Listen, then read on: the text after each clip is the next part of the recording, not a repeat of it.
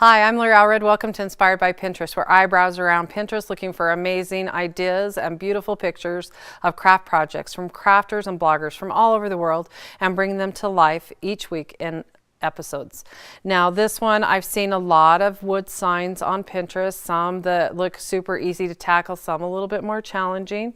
So let's start off by going to my pin board under wood 2x4s and more. I've got some really amazing sign ideas in there. The first one is a pallet wood sign that's been stenciled with paper from bloominghomestead.com.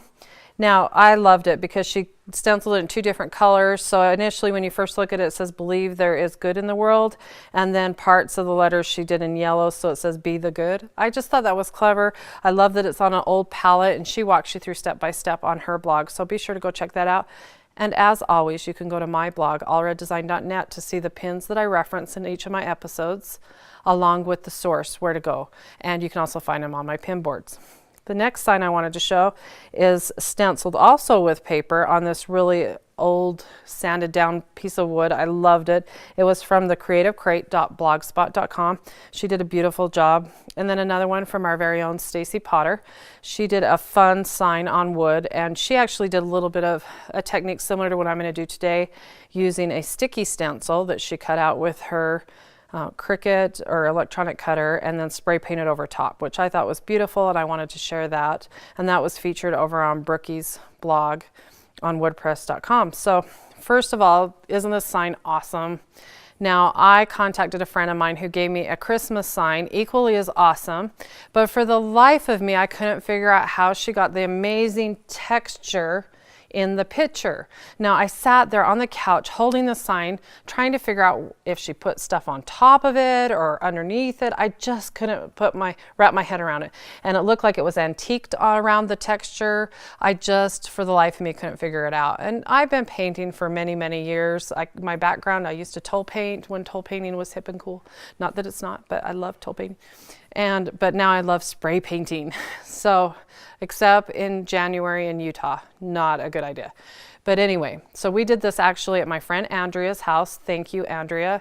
She has an area in her basement that's not finished yet, and her husband apparently doesn't mind if she spray paints in the house, because you really need it to be about 30-35 degrees in order for it to work. You don't want your cans will get too cold, they won't work, and it takes forever to dry. So we actually brought him up and stuck him in front of her fireplace, which worked out great. So I called her, asked her if she'd show me how she did the signs, and we spent a day making this fun sign. So I can't wait to tackle some others. So I want to try and explain the steps that you'll need to recreate this type of sign on any type of wood or surface that you're trying to do. We actually did this sign on MDF, just went down to our local Home Depot, and she had them cut the piece down for her. And then I created the vinyl words using my silhouette doesn't matter what color, because you're going to peel them off. So the first step, you're going to want to take your wood surface. Now you're going to want to take a gel medium. This is just gloss gel I picked up in the art department at my local art supply or craft store. And this ran about $8.99. I used my 40% off coupon, because who wouldn't? You could get them in much bigger containers. But I was trying to find a product that this would work with. The one we originally used is this awesome photo texture cream from a really great company called poppyseedprojects.com. The problem is this had dried up. We couldn't even get the lid off and use it, so we were desperate to try and find something similar.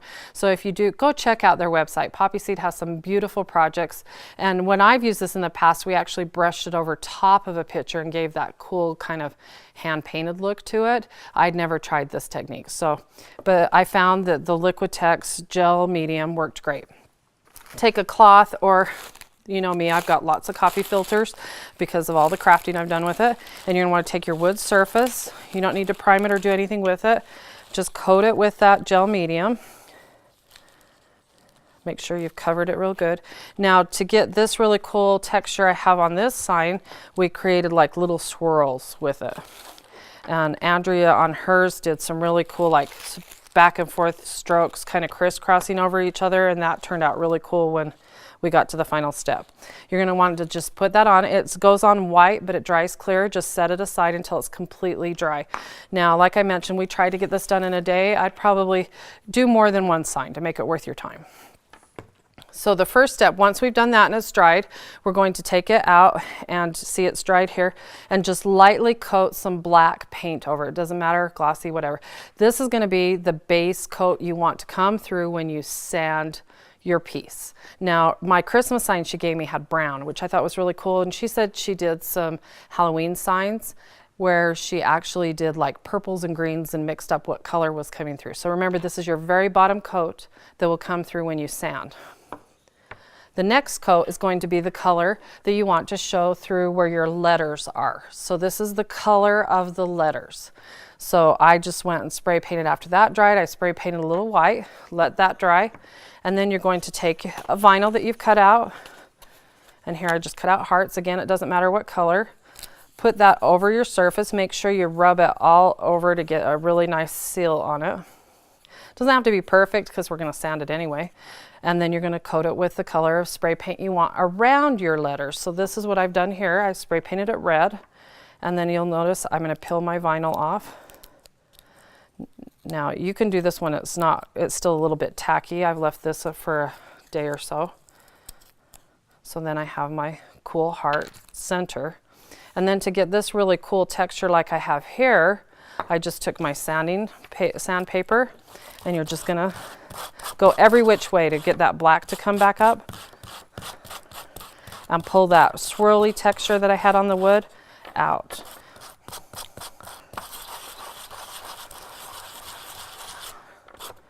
Ooh, I even love that some of the wood's showing on that one. So you get that really cool texture in the final step, and then just brush it off with a cloth, maybe a little bit of wet cloth, let it dry, and then I'm going to spray paint it with a little coat of clear varnish to protect my sign.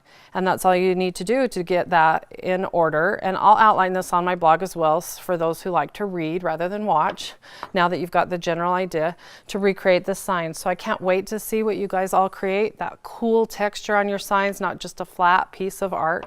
And I'd love to see what you do with it. So be sure to post it to my craft channel's Facebook page and tag it Inspired by Pinterest. Appreciate you stopping by, and join me next week for more great ideas I find on Pinterest.